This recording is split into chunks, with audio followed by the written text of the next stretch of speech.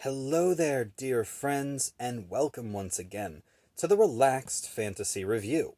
On this channel, we spend our time looking at fantasy of all sorts, from books to movies to video games, and applying the characters within into the tabletop game, Dungeons & Dragons 5th Edition. Today, though, we're going to be looking at a core mechanic of D&D itself. Specifically, we're going to be having a look at a popular subclass for the Sorcerer, the Wild Magic Sorcerer.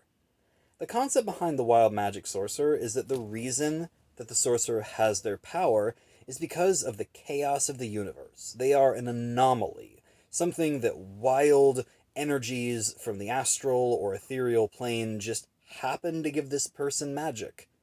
It's weird, it's crazy, and it's an awesome subclass. Let's see why. Right away at level 1, the Wild Magic Sorcerer gets the Wild Magic Surge power. Anytime they cast a spell, not a cantrip, a regular leveled spell, they should roll a d20. If they roll a 1 on that d20, they then have to roll on a gigantic table, a d100 table, to determine a random magical effect. Now, these magical effects can be harmless, they can be detrimental, they can be beneficial. They have a huge array of things, from casting random spells to having random things happen to you, to having stuff happen to your enemies, to having stuff happen to your party, to stuff that really doesn't matter at all. It's very, very chaotic, but in general, like 70% of the time, the effects are either good or harmless. It's actually pretty rare for something bad to happen to you and your party. Not every time this happens are you going to end up fireballing yourself. I give this an 8 out of 10, just simply based on the fact that a lot of the time this Wild Magic Surge will provide positive effects, and if nothing else, it's really, really interesting to see what will happen. But then comes the Tides of Chaos power, also at level 1.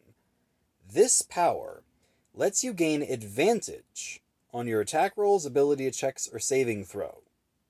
At will. You just choose to gain advantage. This is incredible, but it has one cost. After you do so, you cannot do so until you take a long rest, but you can recharge this ability by rolling on the Wild Magic Surge table willingly.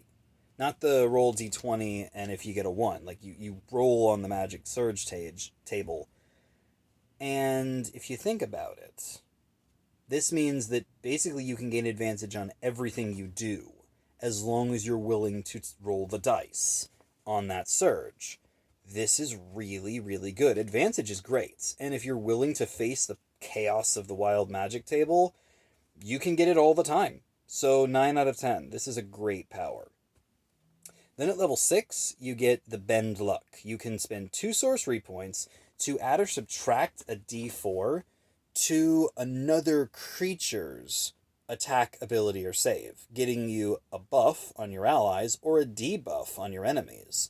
This is great. This is like the Guidance cantrip or the Bless spell, and you spend 2 sorcery points to do it, which is a bit, but honestly, it's a good use of your sorcery points. 9 out of 10. Then at level 14, you get Controlled Chaos. When you do Wild Magic Surge, whether you're doing it for advantage or because you're just casting a spell, you can roll twice and pick the one you get. This greatly minimizes the amount of times you're going to get a negative effect, and this is great. 9 out of 10. Finally, the spell Bombardment power at level 18.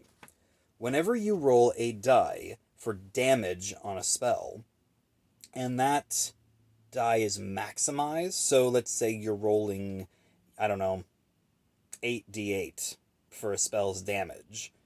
If you roll an 8, that means you can re-roll it.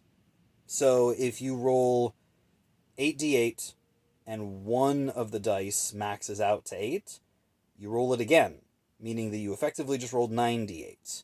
And this happens every time you roll damage dice for a spell, at least once per turn. That's really, really good. This can effectively, especially if you're rolling like lower spells that only do 1 die of damage, if you maximize it, you're doubling it effectively. And that's powerful.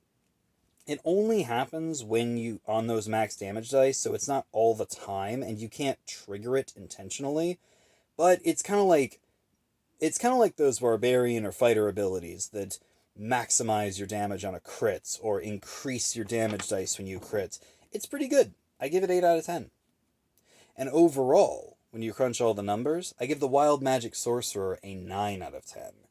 I grant you, I wouldn't play a Wild Magic Sorcerer if you're a person who likes to be in control of everything.